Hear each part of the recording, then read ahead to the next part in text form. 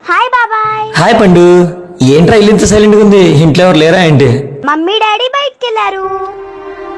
Mummy daddy ఇంట్లో లేనప్పుడు నేను డైరెక్ట్ గా డోర్ తీద్దాం ఎన్నిసార్లు చెప్పాను?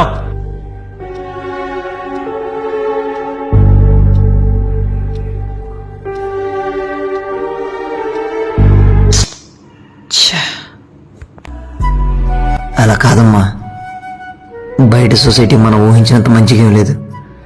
వయసు గురించి కూడా ఆలోచించకుండా చెత్తాను కొడుకు. ఇంటికి ఎవరైనా వచ్చి డోర్ కొడితే మమ్మీనో డాడీనో పిలవాలి. ఒకవేళ మమ్మీ డాడీ ఇంట్లో లేకుండా నువ్వు ఒంటరిగా ఉంటే అప్పుడు ఇలా రా.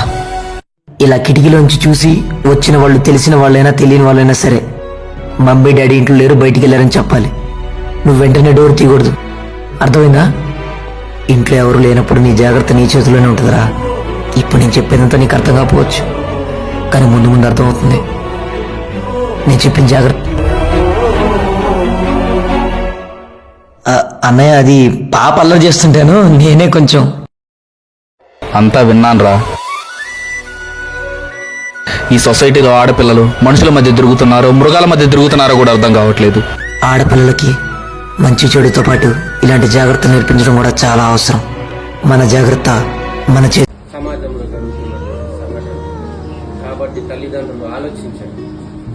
ప్రతి ఒక్క ఆడబిడ్డకు బాలికలకు ఎలా ఉండాలి, ఎలా మెదలాలి, ఎవరొస్తే డోర్ తీయాలి, ఎవరొస్తే డోర్ తీయకూడదు అనే విధానాన్ని నేర్పించండి.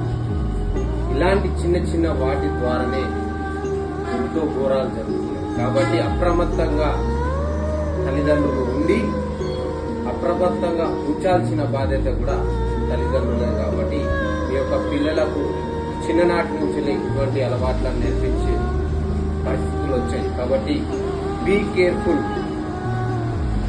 Thank you. మీ జానీ.